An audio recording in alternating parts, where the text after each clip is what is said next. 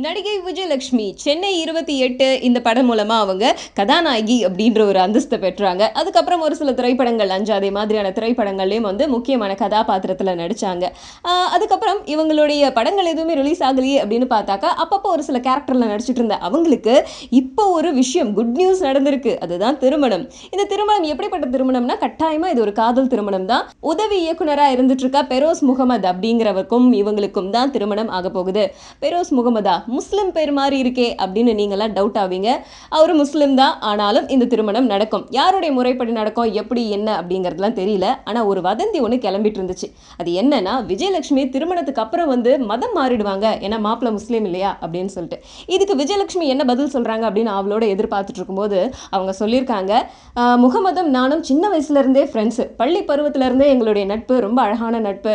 இப்போ திருமணம் பண்ணிக்கிட்டோம் அப்படிங்கிறதுக்காக யாருக்காகவும் நான் மதம்லாம் மாற மாட்டேன். திருமணத்துக்கு அப்புறமும் அவர் அவராகவே இருப்பாரு, நான் நானாவே இருப்பேன் அப்படின்னு சொல்லியிருக்காங்க. இதுல என்ன பியூட்டினா இவர் முஸ்லீமா இருந்தா கூடவே இவங்க ரெண்டு பேர் வீட்லயும் திருமணத்துக்கு சம்மதம் தெரிவிச்சிருக்காங்க. அந்த மாதிரி நான் சார் பார்த்ததே இல்லை. You know how it is, you know. You can imagine when your son meets with an accident.